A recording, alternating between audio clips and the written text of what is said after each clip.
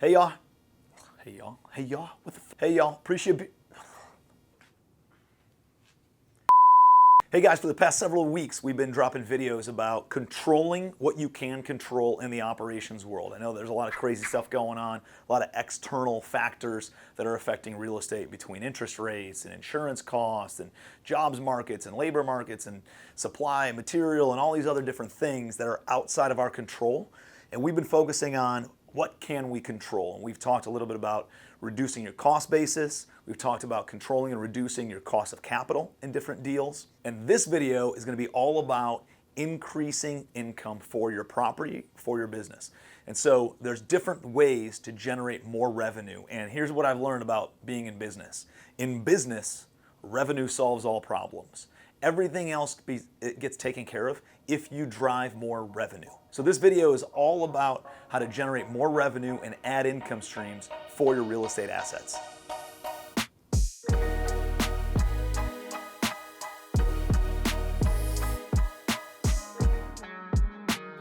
A big mistake that I see a lot when people are underwriting deals is they only look at a couple different streams of revenue. And typically, when you're buying an apartment complex, what have you got? You've got rent. That's obviously a big one. That's going to be the biggest driver of revenue for your apartment complex or your rental property. But that's not the only way. I've seen people add additional income in a couple other categories, one of which is typically laundry income. So laundry income can come in two different parts. One part is you have a laundry facility, people go down there, they have washers and dryers, coin operated or credit card operated. You can usually make a couple of bucks per load on the wash, a couple bucks per load on the dry, and sometimes you can own and manage those machines, or there's third-party companies that you can hire, vendors, that'll come in and manage the machines. They own the machines and collect all the cash, and then they write you a check, makes it a little bit more automated. The other way that you can generate more laundry income is, and we've done this with our townhouses in Georgia, is because they're townhomes, they have hookups for washers and dryers. And we have actually rented washer and dryer units to the tenants. So let's say a washer and dryer cost me about $1,200. We'll actually go to a tenant and say, hey, you have washer and dryer hookups. If you want, we'll just rent those to you. We'll provide them, we'll have them installed, everything will be set up, and it's just gonna be an extra $100 a month. So our tenants then sign up for that laundry service. We provide them with either a stackable washer and dryer or side-by-side washer and dryer for their unit. They have it in their unit, but we charge an extra $100 per month for usage of those, and we make 100% return on our investment inside 12 months. So let's say that tenant moves out, we can do the exact same thing the following year, or that tenant stays and maintains that service. We made all of our money back inside 12 months on that, and we can continue generating revenue. 100% return on our investment.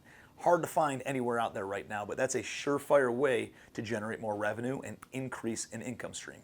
Now let's go outside the box a little bit. And a lot of the properties that I had up in Cleveland, Ohio, still own several hundred doors up there, they have basements. That's not as common in the Southeast, but up in Ohio, everywhere's got a basement. And typically they go unused. That's usually where the utilities are. Sometimes we put laundry down there, but there's a lot of unused space in the basement area. So one of the things that we've done is we've taken either separate rooms in a basement, or we've actually built walls and cages in the basement in order to create storage. So we've then been able to rent out these storage lockers in the basement for Christmas decorations or summer toys or bikes or whatever the tenant has that they don't need up in their apartment. Obviously, apartments have limited space. It allows them to have additional space right there in your building, unused square footage, unrentable square footage in most scenarios, which now you're making 40 bucks a month on some little storage locker. And if you have 10 of those, it's an extra $400 a month of revenue without any additional expense to you. Another thing that we've done is we've taken a back parking space at one of our commercial office buildings. And it's got this huge parking lot and all this additional space in the back that is just going unused. So what we're in the process of doing is getting these storage containers dropped, and we rent the storage containers on a monthly basis. We don't own them. We pay rent on them on a monthly basis. Let's call it $100 a month. And these storage containers have many different doors, and we can rent it out for $100 a month times 3 different doors. And so we made $300 a month and arbitrage some additional cash flow. Now, it's not a permanent fixture. We don't have to worry about any zoning. We don't have to worry about any of the approvals processed in order to build these things out. I don't have to come up with the money. I don't have to worry about financing any of that stuff. It's a monthly service fee that we pay every single month in order to utilize it. And then all we're doing is we're just arbitraging. We're subleasing it to other tenants for a larger amount of money. Another way that we've generated a whole bunch of income is through tenant liability insurance.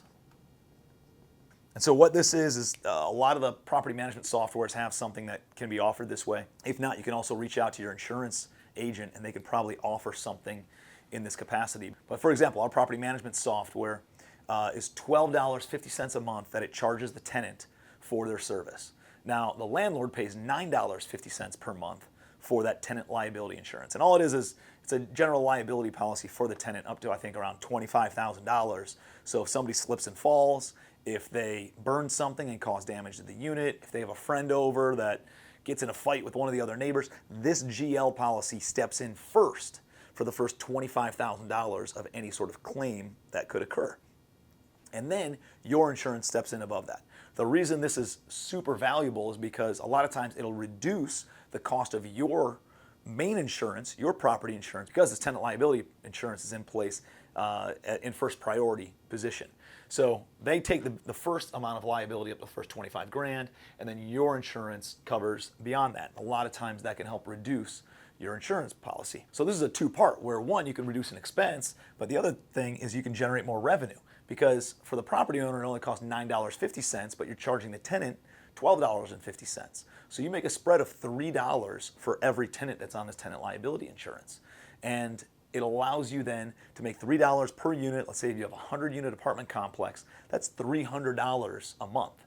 Over the course of 12 months, that's $3,600 of free money. $3,600 a year in additional revenue and additional net income to the bottom line increases the property value by $60,000. So not only are you making more money, but you increased your net worth by 60 grand for doing one simple thing, having a tenant check a box and adding this tenant liability insurance to their rent. It's a substantial improvement, especially if you own a lot of doors. And think about some other tenant services. There are endless ideas when it comes to tenant services. Things like TV service, internet, home security, and utilities. For instance, we're cutting a deal right now with a cable provider at one of our townhome developments to be the sole provider of TV and internet. We don't pay them anything in order for them to come in and install all the infrastructure. They do it all on their own. But we do sign an exclusive agreement that we're not going to allow any other internet providers into our portion of the development. It allows them to have a little bit of a monopoly on this service, and then they pay us an affiliate fee for every single one of our tenants on a residual basis, every single one of our tenants that then signs up. So if we can make an extra $10 per tenant per month across 100 units, think about that. That's an extra $10,000. And similarly, like how much we increase the asset value by just charging that tenant liability insurance, this is even more profound because $10 a month times 100 units is $10,000 at a 6% cap rate valuation.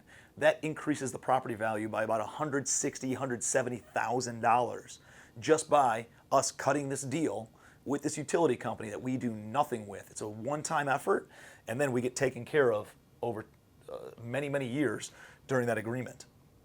You can do that with TV, internet, home security. You can become a licensed dealer for a home security company, and you can actually sell that service or offer that service or have your property manager offer that service, and every tenant who signs up, you make a residual on that.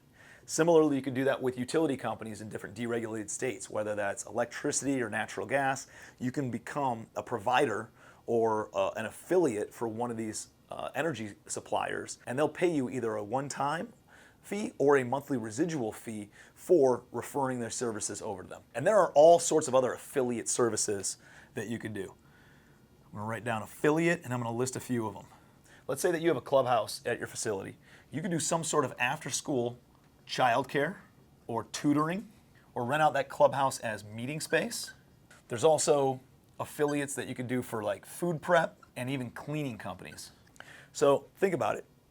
When somebody is at work until 5 or 6 o'clock, but their kid gets out of school at 2 or 2:30, that kid's alone for 2 or 3 hours. And a lot of times they want somebody to be with their child, maybe helping them with their homework, most importantly, making sure they're not getting in trouble or doing something like that. And so you can have a child care service or some sort of tutoring company that would come in, they take on the responsibility, they take on the liability of it, but in order to have exclusive access to your clubhouse and your tenants, they can then pay you some sort of affiliate or referral fee every single month that they receive income for their child care and tutoring services.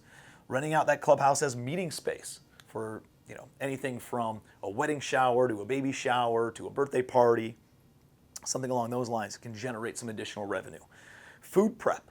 The one I really like is cleaning services. This allows you to make an affiliate fee off of a cleaning company that would come in and clean up your units for your tenants. Maybe the tenant pays $50 per cleaning, and somebody would go in there, they go and clean that unit, they clean the bathrooms, they wipe off the countertops, they vacuum up, and they make sure that the unit is clean, and you know that the unit is being taken care of. They can also report back if there's too many people living in there, or there's a dog or an animal in there that's not supposed to be in there. And you ensure that you don't have additional extermination issues because of dirt and food and everything, grime all over the place. You make sure that none of the toilets are leaking. Like, all these things have preventative maintenance aspects to it too. So I like the cleaning aspect. And on that cleaning company, maybe you make $5 or $10 for every unit that gets cleaned. And all of a sudden they're cleaning all these units a couple times a month, can generate a substantial amount of revenue for you.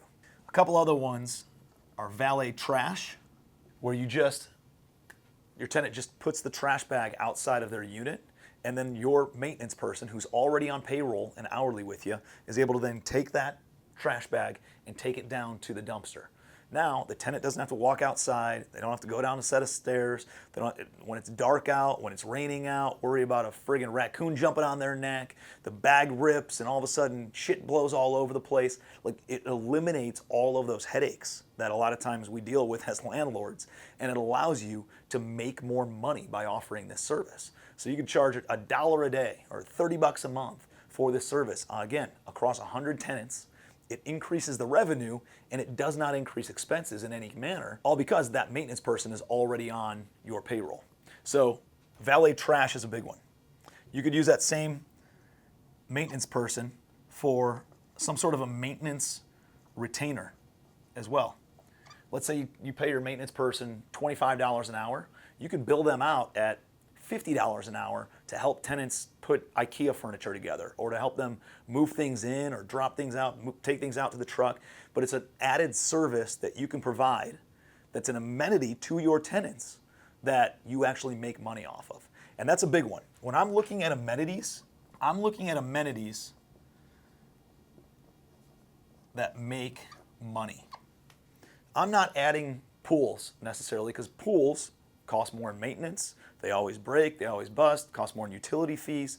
It's a huge liability. It increases your insurance costs. So I'm not putting pools in necessarily.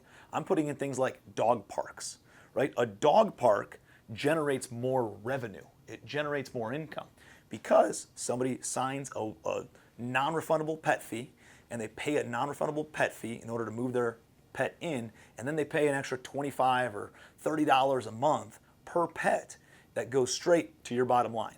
Now, there's going to be some added cleanup and all that, but that's why we harden the property with laminate floors instead of carpet, right? It's why we make sure that everything is standardized in the renovations, so that way it's very easy to clean and it doesn't hold all the pet dander and all that kind of stuff.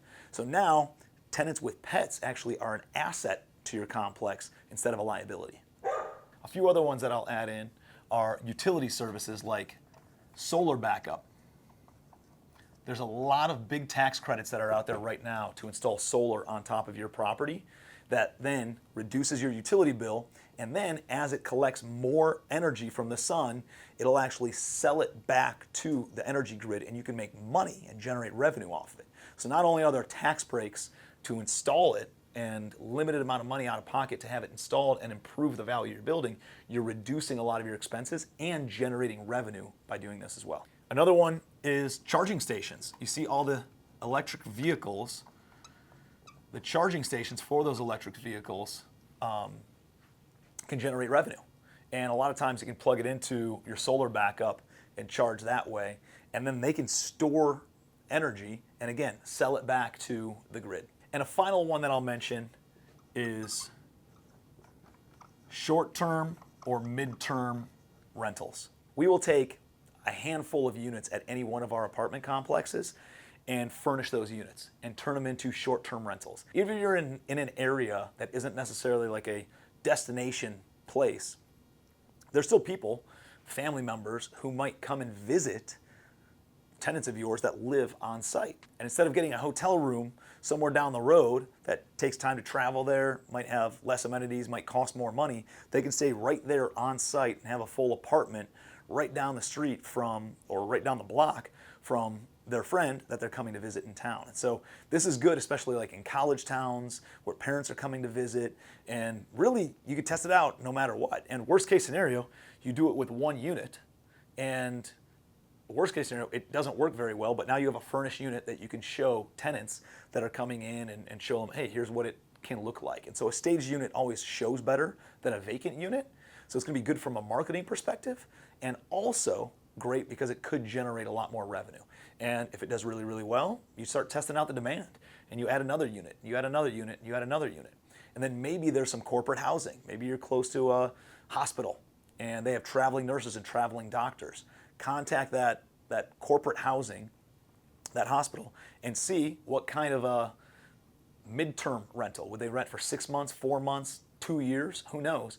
And what kind of premium are they willing to pay, because there's flexibility in their lease agreement with you. So short-term rentals, midterm rentals can be a great way to generate more revenue on your rents. So hopefully this gets you just idea, thinking, stirring the pot, and I would take a whiteboard session, right? I gave you a bunch of them that just kind of came top of mind on things that we have done, things that I've seen done on different complexes. And this is not a fully exhaustive list, right? There's 1,000 other ways that you can generate more revenue and increase your income for your property and control the controllables. And if you've got other ones that I have not mentioned, put them in the comment section. I'd love to hear what you're doing at some of your properties and stir some things up and get some ideas rolling. So put that in the comment section. If you would, please like the video. Make sure you're subscribed to our channel, because we have another video coming out next week on how to reduce all of your expenses. I got some ninja ways to reduce your overall operating costs, so that way you can run a tighter ship and increase your revenue, decrease your expenses, increasing your bottom line, which multiplies the value and the enterprise value of your property.